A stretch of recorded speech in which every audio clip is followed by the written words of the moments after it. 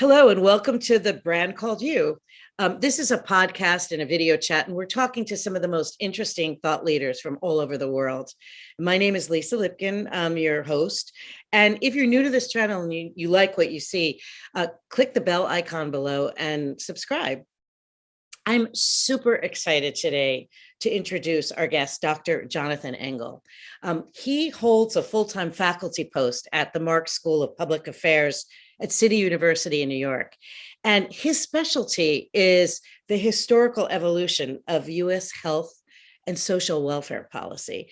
He is a prolific author who's written a slew of books, including Poor People's Medicine about Medicaid and U.S. charity care, The Epidemic, which is a history of AIDS, American Therapy, which is about the rise of psychotherapy in the United States, Unaffordable, about American healthcare. And the book I want to focus on today, which absolutely fascinated me, Fat Nation, Obesity in America since 1945. So, Jonathan, welcome. And I suppose the place to start with is asking you, why obesity? It's a good question. Lisa, thank you for having me here today. I became fascinated. I study healthcare, as you said, and we often focus on infectious disease in healthcare. And obviously, for the last 2 years with COVID, we've all been really obsessed with infectious disease. But in fact, in wealthy countries, the real issue these days is chronic diseases, non-infectious disease, but chronic disease. So the great problem, for example, is inflammation and autoimmune disorders. And we see long-term degradation of the cardiac system and of the neurological system, strokes and hearts, connective tissue, arthritis. So it's really this long, broad breakdown of the body that's really what's plaguing us in these wealthy countries. And as I began to look at this, what came up again and again was obesity. It's a co-risk factor for everything. It's a co-risk factor, obviously, for heart disease and for diabetes and for stroke, but also for joint issues, for depression, for inflammation. We've seen with startling clarity that it's a tremendous co-risk factor in COVID over the last 2 years, although this has come after I wrote the book. So everywhere I looked, I saw obesity. It shortens your life. It raises infant mortality. It raises maternal mortality. It makes every single interaction you have with the healthcare system more complex. If you have a minor surgery, a minor procedure, an endoscopic diagnosis, everything that you do in the healthcare system becomes more complicated and riskier if you're obese. And yet we can't seem to get it under control. It's everywhere.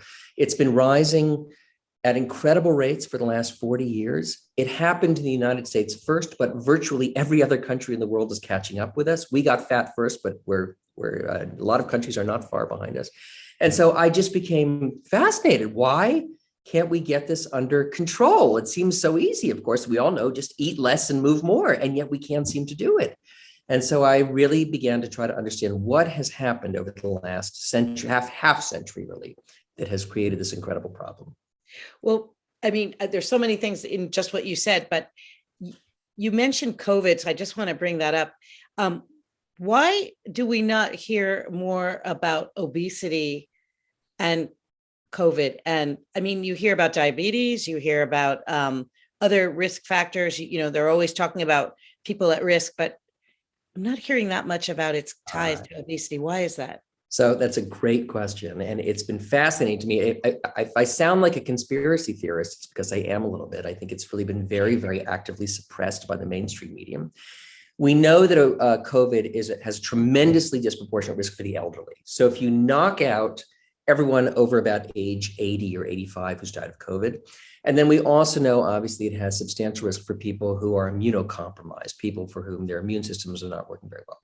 Knock out those two high-risk groups, and what you're left with is a group of people who've been seriously ill or died who are extraordinarily disproportionately obese, which just seems to be squelched by the media. To be, if you are somewhere in the young and middle aged and you're not immunocompromised and you're not obese, your chance of dying from COVID is very, very low. When you're obese, it shoots through the roof. We know this and we can't seem to get the message out. And I sometimes really wonder if it's being actively suppressed, partially maybe with the notion that people are responsible for their own death. We're very, very reluctant to go down that path. It may be that the public health establishment has wanted to make the sound riskier than it is. And so you worry if you point out how closely correlated with obesity it is, it gives people a pass on taking responsibility for avoiding COVID. I'm not really sure. And interesting that you brought up diabetes, Lisa, because in fact, diabetes per se is not the co-risk factor. It's obesity in and of itself. You can be, obviously, obesity and diabetes are very closely correlated, particularly type 2 diabetes. So obesity and type 2 diabetes are very closely correlated, but they're not perfectly correlated. It's possible to have type 2 diabetes without being obese, and it's certainly possible to be obese without having type 2 diabetes. And yet, when we really see the risk factor, it's not on diabetes, it's on the obesity itself. That is, if you're obese, even without diabetes, you're still at substantially higher risk of dying of COVID. Why? Why is it? Because diabetes obviously plays with all sorts of endocrinological systems. It's not surprising that if you're diabetic, you would be at higher risk for COVID. So why simply obesity? And here's kind of the answer, and I'm sure we'll get into this as we talk today. When our fat is an organ, we have a hard time seeing that. We tend to think of fat as this inert tissue, but the fat actually is an organ, and parts of fat, there are different kinds of fat in our body, but the kinds of fat that are around your abdomen, belly fat, brown fat, are actually metabolically active. They actually do release hormones and they stimulate the hormone system. One of the things that we know about about obesity, and it's one of the reasons I wrote the book, is that obese people have a much, much harder time modulating their inflammatory response, right? And inflammation in our world of long-lived people in the Western world and in Japan and Australia, inflammation is everything. It's what's killing us all, and our inability to pull inflammation down. When you're young, you have a much easier time modulating your inflammatory response. It's one of the reasons that we age and we die. It's one of the reasons why so many of our systems work less well, less effectively as we get older, because we can no longer modulate our inflammatory response. Obesity makes it all worse, much worse. Take one more step. What we know about COVID is that most people who die of COVID or get seriously ill are not really dying of the viral infection per se. They're dying of their own inflammatory over-response to the virus, right? It's what's killing you is the cure. The cure itself becomes worse than the disease. And obesity in every way is exacerbating that overwrought inflammatory response. So to be obese today in a world of a COVID pandemic is to be at very high risk. This should be trumpeted by public health authorities, and yet it's not. And I don't really know why. I'm not a media expert. I'm not a scholar of the media, but I will tell you, I read article after article after article in the mainstream press about COVID, and rates are rising and hospitalization is rising, and no one touches on obesity. How many of these people being hospitalized are obese? How many who are dying are obese? It's really remarkable. I mean, you did allude to it earlier when you said maybe it's because we still blame ourselves as if it's some moral failing. Is that possible? Well, that's right. One of the problems we have in healthcare generally is this notion of culpability. How responsible are you? How much blame do you bear for your own ill health? And sometimes, obviously, not at all, right? We know that a great deal of cancer is genetic, and you're genetically prone to cancer. It would be very hard to beat someone up for getting breast cancer. But then it gets very murky. For example, skin cancer, some people have a genetic predisposition towards skin cancer, and yet all of us place ourselves at a higher risk for skin cancer when we spend a lot of time in the sun without sun protection.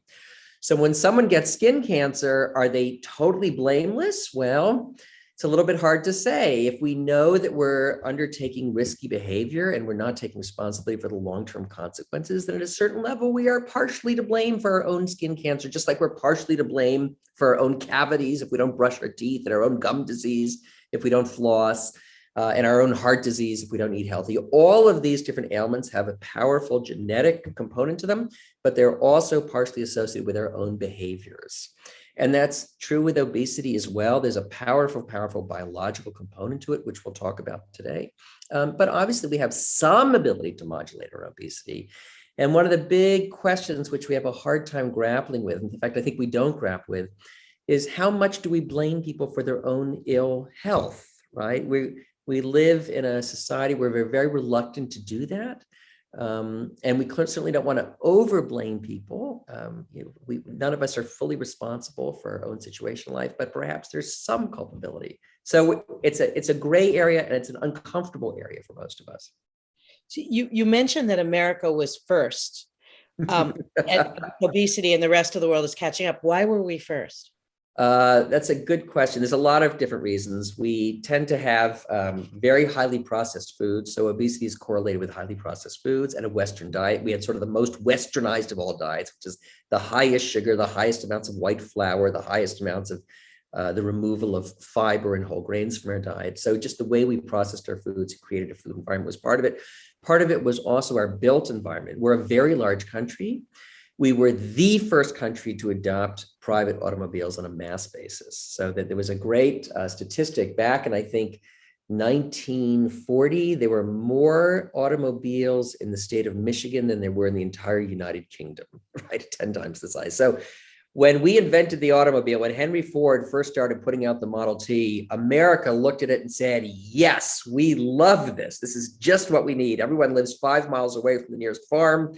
And we love this. We placed an enormous priority on getting automobiles out, building road infrastructure out, building petroleum infrastructure out. Other countries went much slower. Europe was much more densely settled. There was a longer tradition of public transportation. There was a longer tradition of tight, dense, walkable cities.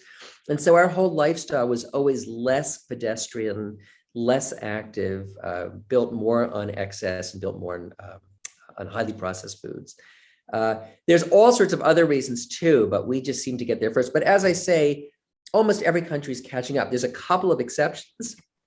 A handful of countries are managing to stay thin for a little while longer, although I think they're going to catch up too. But really everyone's catching up. And I like to point out to people, I'm of a certain age. You and I are roughly the same generation. And I grew up with this notion of people in South Asia as being very, very hungry. This was kind of the classic trope. My mother said, finish what's on your plate. There are kids starving in India. This was sort of something a lot of our generation heard. Well, first of all, there are very few kids starving in India anymore, but more germane to this conversation is there are more and more obese people in India. In fact, India is on the cusp of a wild obesity epidemic. So yes, even rather poor countries are rapidly catching up. You don't need to be rich to become obese. You wrote a great line in your book, we evolved to be lazy. Yeah. And that we stopped walking basically. And I'll never forget being invited when I as a child lived in Zurich for a year. My father did a sabbatical. He's a scientist. Yeah. And my best friend ended up growing up and having a son of her own and invited me to her child's 13th birthday party in Zurich. And I said, great. And she said, yeah, we're going to be at a camp. I rented out this outdoor campground about 2 miles away from our apartment. We're gathering at my apartment, and then we'll go to the campsite. So I kept looking for the minivan or the bus, but actually the minute all the kids gathered, they just started walking 2 miles to the, and subsequently, I worked a lot in Europe, and every time I'd have a gig, they'd put me in a hotel and they'd say, and the venue is about 2 miles down the road. You'll find it, no car, no. The idea of being picked up to be taken less than, a couple of miles is unthinkable to this day in Europe. Right. I have a couple of fun anecdotes about this. One is, I don't know if you know this, but the country of Japan, it's actually national law that school has to be walkable. So it's not possible in every single rural town, but it's an enormous priority. And Japanese kids walk to school without parental accompaniment from a very young age. They tend to walk in clusters. This is just considered an ordinary, very, very important part of life. Two other things I want to point out just about the way culture shapes our activity. We are very, very much cultural animals and social animals, and we take our cues from people around them. Years and years ago, I was sitting watching the old Hound of the Baskervilles with Basil Rathbone, made in the 1930s, I think. It's one of these wonderful movies with Sherlock Holmes and Dr. Watson. And Dr. Watson starts one day, he says, I decided that morning to take a walk across the moor into town. It was an easy walk, 4 miles each way. And of course, for most Americans, this is unthinkable. For us, an 8-mile walk is like, if you can do it at all, it's a major dedicated exercise, right? For them, it was simply part of normal transportation. It was an errand. 8 miles on the way to do an errand was absolutely ordinary life. I want to talk about two other things that really hit me as I was writing this book. One of the countries that's actually doing a little better in the world is France. There's a handful of countries that are they're all getting heavier, but they're getting heavier more slowly. They're keeping their weight down. Norway is one of them. France is one of them. Japan is one of them. So the French tend to eat diets that look like American diets. French food looks similar to American food. It's not like Ethiopian food, which looks radically different, right? Yeah. So what are the French doing differently? Well, a huge part of what the French are doing differently is they're not snacking nearly as much, and they're also eating much, much smaller portions. So I want to tell you a story. About 4 years ago, my wife and I took a long weekend in Paris. Who doesn't love that? It was a summer. And on a Thursday evening, we went over to the Jardin du Luxembourg, which is sort of the central park of Paris. And it was a Thursday evening, about 7:30 in the evening. It was glorious. Hundreds of people out, couples with little babies at the playground, young singles sitting around, older guys playing bocce ball. It was a wonderful, wonderful evening in Paris. It was 7:30 at night. There was not a single person putting a piece of food into their mouth. And there were no signs that said it was not allowed. There wasn't a mother putting Cheerios into her kid's mouth on the swing set. There wasn't anyone eating popcorn or licking an ice cream cone. No one. There were people smoking. And I think there was one group of sort of young adults maybe sharing a bottle of wine, but not a single person was putting food into their mouth at Thursday, 7:30. If this were the United States in a public park, everyone would have been putting food in their mouth. People would have had big gulp drinks. They would have had popcorn. They would have had ice cream cones. They would have had sandwiches. There would have been food at almost every juncture. In the United States today, we've integrated eating into almost every single thing we do. It's almost impossible not to be eating. In France, they still really cleave to the idea that you eat at meal times and no other time. It's simply inappropriate and unacceptable to be eating when it's not mealtime. I mean, I think you're hitting on something more profound, which is this inability to curtail impulse control. Like, in other words, just because you have hunger, you don't have to satiate it, right? And I wonder if there's something about American culture which is so fear-based that, the minute you have hunger, if you don't eat, then I wonder if we're indoctrinated to feel that, feelings of hunger are actually dangerous, as opposed to. I don't know, Lisa. That's an interesting question. Why have we become almost obsessed with constantly sating ourselves? I don't know what it is. I mean, if you're very cynical and you're an anti-capitalist, you'll say it's about people making money. I mean, the more donuts people eat, the more the donut companies can sell you donuts. I don't know if it's that. I'm really not sure. It may be part of our agrarian past, where just 100 years ago, most of us were farmers and we burnt enormous amounts of calories. And so it really did make sense to be throwing carbohydrates down our throats all day long. I don't really know. I will tell you that Europeans and Japanese are mystified when they come here. So you'll see this, a bunch of European businessmen and businesswomen come over for a business meeting, 10 o'clock in the morning, they're in the corporate boardroom, and all of a sudden a platter appears, a platter of bagels, a platter of donuts, 10 o'clock in the morning. And the Europeans they look at their watches, they're like, it's not lunchtime. I don't understand. Did people not have time to eat breakfast? Yeah. That would have been at 7. This is 10, and lunch won't be till 12. So what's this food doing here? And for the Americans, this is utterly natural. How could you have a business meeting without a platter of bagels? It's just, and by the way, people eat it. Once the bagels are out, people kind of, I wasn't really hungry, but I'll put it in front of me. I'll nosh a little, I'll nibble a little. So we are weak. We're prone to suggestion. One of the things the Europeans know is if you don't put the bagels out, people won't bring a bagel. They're not going to bring a bagel to the meeting. But once you put the platter out, now the cat is out of the bag.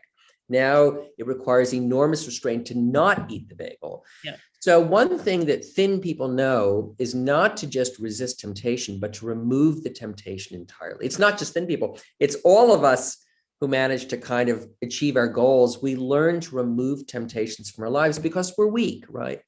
And yet we have made it almost impossible to remove food from our lives. I like to point out, I have a slight weakness for Snickers bars. Who doesn't, right? And I walk from Penn Station to my office most mornings. It's about 25 blocks. I think I have to pass 40 Snickers bars on the way. Every single kiosk on every corner is selling a Snickers bar. Every drugstore is selling a Snickers bar. Every convenience store. I have to say no to 45 Snickers bars just to get from the train station to my office. And then I have to say no again on the way back. In the morning, it's not so hard for me. By 5 o'clock in the afternoon, that is killing me. It's taking every ounce of willpower I have to say no to 45 Snickers bars on every block, right? Far easier if we just got the Snickers bar out of the environment entirely. But I mean, you bring up a good point, which is that really we're up against the primitive brain that is demanding sugar, right? It's demanding calories. I mean, just talk a little about, why it's so hard to resist temptation. In other words, are we losing the battle against our more primitive brain? We are. So first of all, I would say that obesity is really genes meets environment. One of the things I found, I thought there were this isn't all me, there were a lot of people who thought about this. And a lot of us beat ourselves up if we're overweight and we say, what's wrong with me? There's a deficit in my character, right? If I was really a strong, rigorous, disciplined person, I would resist this. We all know to get thin, we need to eat less. So why can't I? Why am I so weak? And so the answer, and by the way, why were we not fat 60 years ago? What has changed? So I read a very good psychologist who said, look, clearly there's no shortfall in human discipline. Our characters have not degraded in 60 years. There's no evidence to suggest that people have less character today. And in fact, human beings, if anything, we're working harder and longer hours. So we are able to be very, very disciplined. We're staying in school for more years. We're working longer. We're working longer hours. We work more intensely. So an awful lot of measures would suggest, no, we are just as disciplined as we ever were, if not more disciplined. Our characters and our self-restraint have not eroded. That's not what's changed.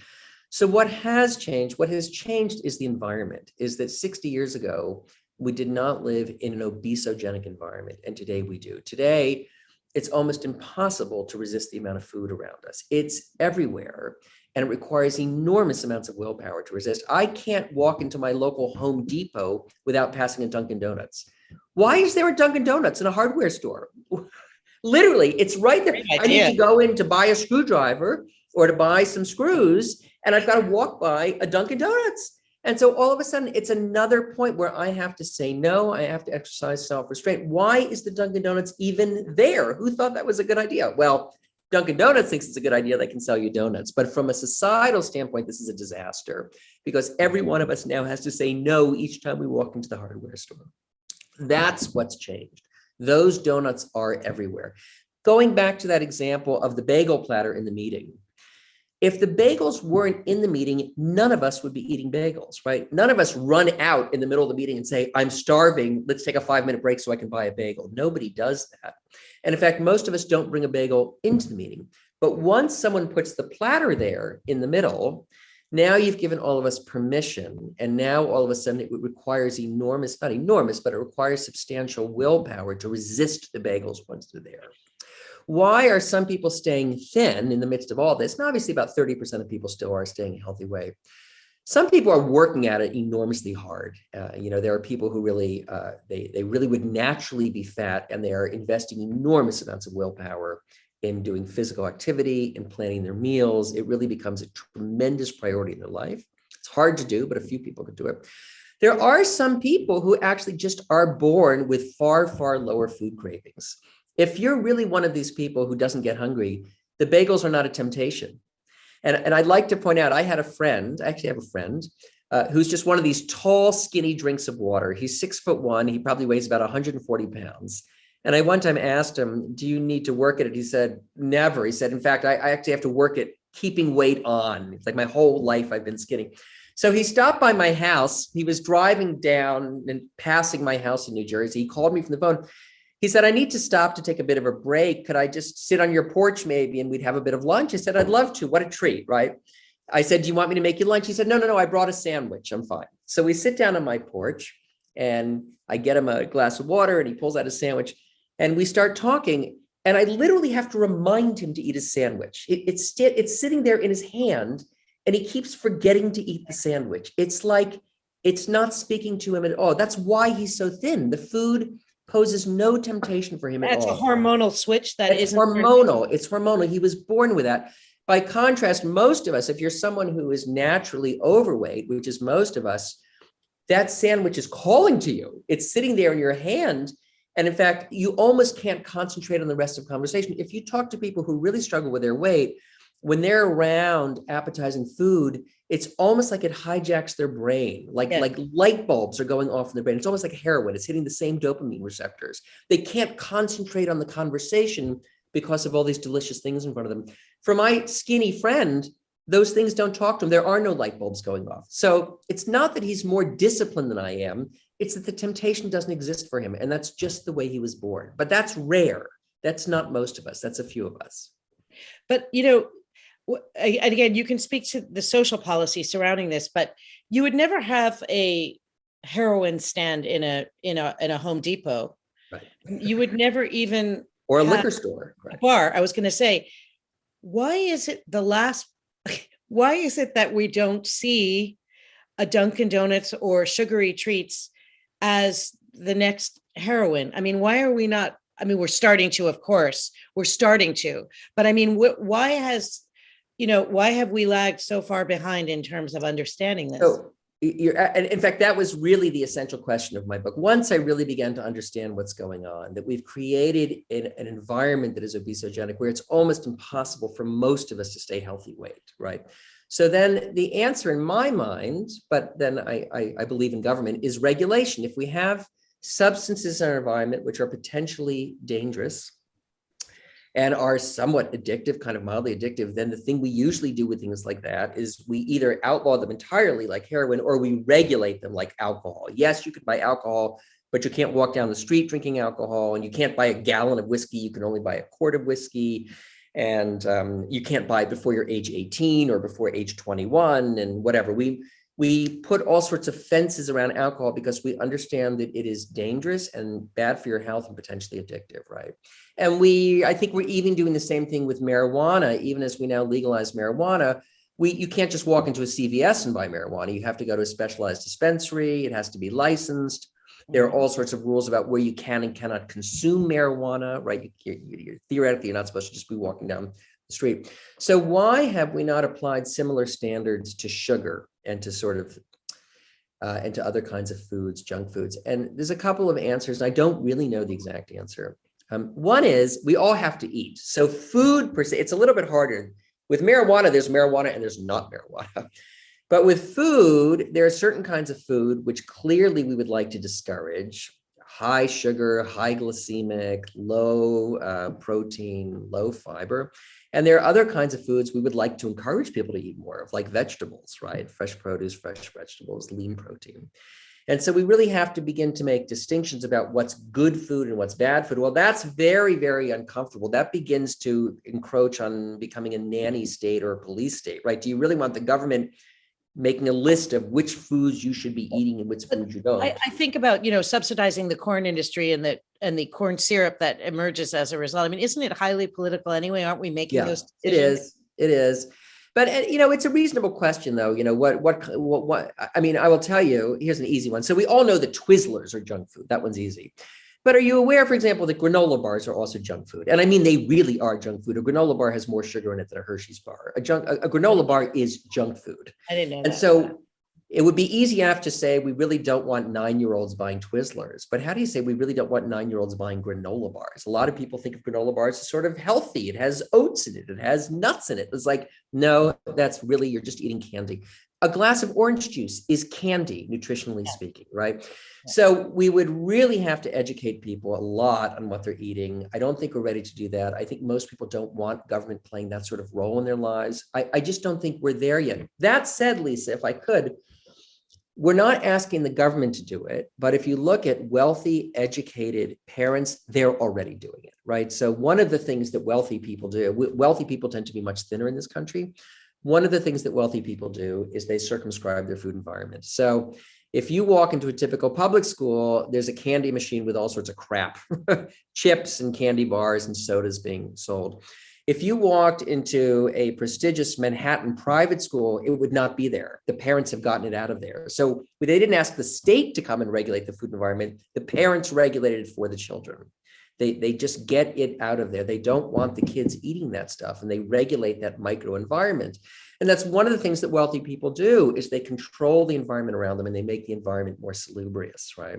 Well, if it's the right thing for the fancy private school kids, shouldn't it also be the right thing for the public school kids too? This would not be so hard to get the candy machines out of the public schools, but we're having a hard time doing it. Yeah. I had a couple things I wanted to ask you before we conclude. I mean, I spent, when I was 33, I lived for a year in Israel, and I developed a sort of parasitic condition. I don't know how, but it was treated when I got back to America.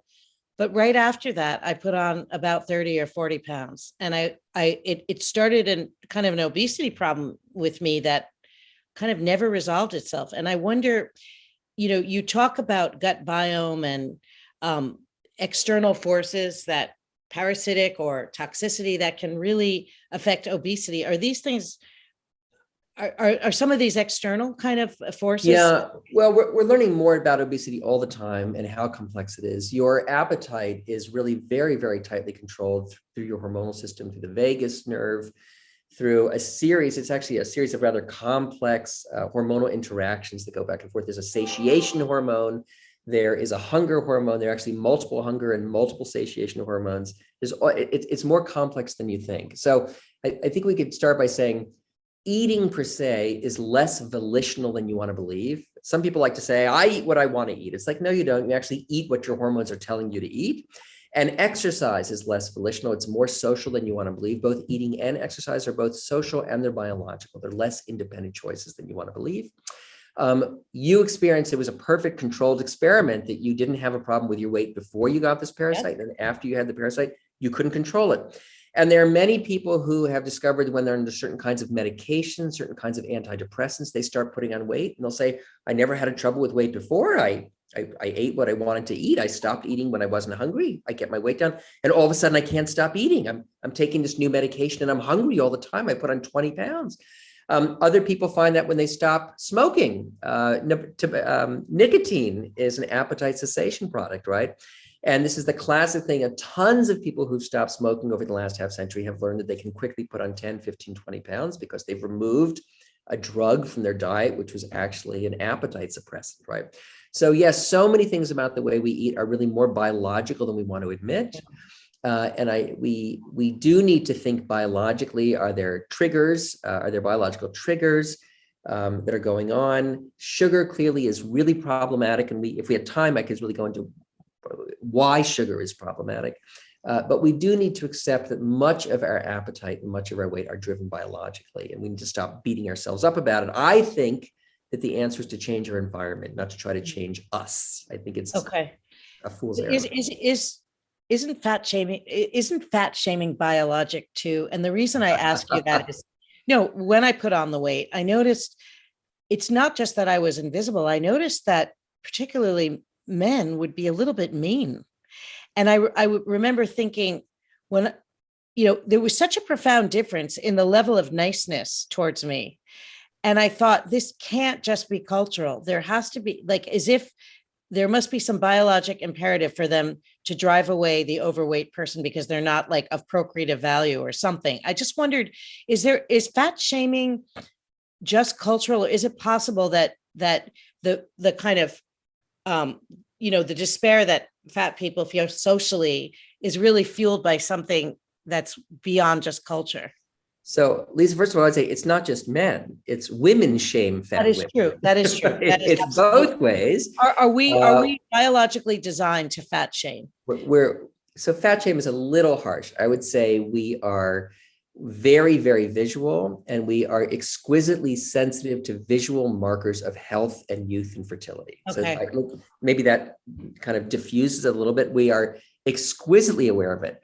We're incredibly good at discerning someone's age, right? If you think about it, right. Not a whole lot. You couldn't discern a dog's age particularly well, or a chimpanzee's age particularly well, or an elephant's age. If you looked at an elephant in the zoo, and if I said, is that elephant 4 years old or 40 years old, you would have no idea. Right. But if I asked you to just look at someone you've never met, if they haven't had all sorts of plastic surgery and dyed their hair, and if I said, but if they just looked normal or looked on whatever. And if I said to you, is that woman 20 years old, 40 years old, or 60 years old, you could probably get it within about 3 years. We're actually very, very good at this. And there's powerful evolutionary reasons why we're good at this, right? We've evolved to be able to discern fertility and to be able to identify youth and to be able to identify health. Men and women both do it. It's why we recoil from skin ailments, because it's such a clear visual indicator of perhaps underlying poor health. It's why we're so focused on hair. Hair itself is actually a very good indicator of health, how lush your hair is, how glossy it is, the color of your hair. There's all sorts of indications, and we're very, very good at reading it. And one of the things we read is body type. Almost everyone's body begins to expand in the middle as they age. And this has always been true. So we look for those waistlines, right? So when someone says, what's wrong with you? Why are you judging that person on his or her weight, particularly her? The answer is, what do you mean, what's wrong with you? This is what I was evolved to do. Now, I can learn to not judge someone, but I'd have to be blind not to see it. That's just utterly unrealistic, right? So, and as I say, both men and women look and judge by people's bodies. So you're pointing out two things, both that we're ridiculously products of our own evolution and biology, and yet we also have some control over changing it. Do you see, as we move forward, how that there's any hope of stemming the tide of obesity? That can we make any real profound changes, or are we just going to basically get worse and worse? Or is there hope? I think we could, but we're not there yet. We're actually still not taking this really seriously. I think if we really wanted to get serious about our weight, we would actually have to profoundly change the way we live. We'd actually have to work fewer hours. We'd have to commute shorter distances. We would all have to commit to building in more exercise into our life. And I'll just give you here's one of these good historical statistics. If we look at pre-automobile human beings, so 19th century roughly, really essentially before there was maybe a few people had access to a railroad from 1830, but pretty much anytime you wanted to locomote, it was either by foot or by horse.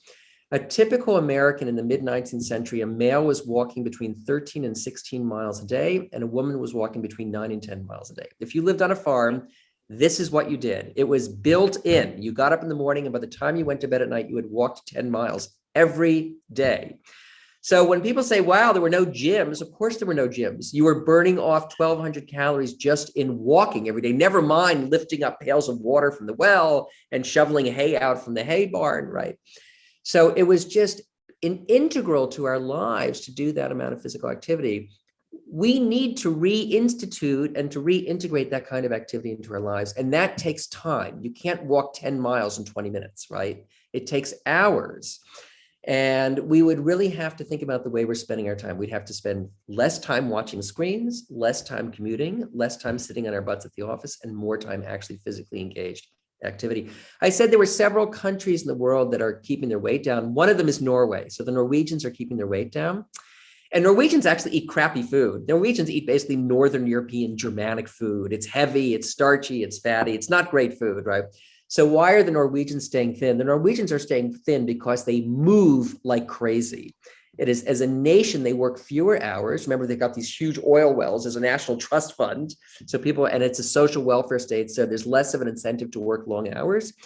And there's a national culture of movement. Everyone is outside moving, exercising every day. And it starts as youth. And it really makes a difference. If it's just built in, if it's part of social discourse, a part of social interaction, where just movement is part of it, it just becomes very, very natural. You don't need to fight it. The same thing can be also said, by the way, of the Amish in this country. By far, the thinnest subgroup of people in this country are Amish children. Now, they get fat when they get older, but Amish children are rarely, rarely fat. Why? There's no cars. If an Amish child wants to play with her friend, she's got to walk 4 miles down the road. This is just built into her life. And by the way, Amish food is also crap, right? It's not crap, but Amish food is not particularly healthy. It's old, heavy, Germanic, rural food, right? A lot of fat, a lot of carbohydrates. But Amish children just move an enormous amount. So that really requires a commitment to thinking about our lives. That's not just about thinking about what we're eating. It's about thinking about, what does our day look like? Where are those 3 hours of movement going to come into this day? You'd have to change the way you structured your day. Right? And I guess it's possible to think about that on a large scale as well, to integrate. You could, as I say, I think we can. We're not there yet. I just haven't heard it. I haven't heard this as a political issue. I've heard very little leadership on this. If anything, there's a little bit of pushback. There's more of a, you just, as you say, sort of fat acceptance. Instead of sort of saying, how do we all learn how to be thinner? What I hear more of is, what do we need to do to accept us all as fatter? I'm not sure that's really our goal here. Our goal is to get thinner. We don't have to be rail thin, but there are all sorts of reasons why life is better and richer and fuller if we can be thinner. Well, thank you. I could go on, but this was really, really, and I'm immediately going to go for a walk as soon as I hang up. But thank you so much for this. And what are you working on now? Your next project? Thank you. I'm writing a book on some of the anti-poverty programs in the 1960s and changing dimensions of poverty discourse, the way we think about poverty. Which is, of course, tied to obesity as well. Which is, of course, tied to obesity, very much so. Yes. Yeah. Well, thank you so much, Jonathan. I wish you all the best in all your upcoming projects. And thank you, Lisa. Thank you. Yes, I really appreciate it. Okay, bye. Thank you for listening to the Brand Called You videocast and podcast, a platform that brings you knowledge, experience, and wisdom of hundreds of successful individuals from around the world. Do visit our website www.tbcy.in to watch and listen to the stories of many more individuals. You can also follow us on YouTube, Facebook, Instagram, and Twitter. Just search for the Brand Called You.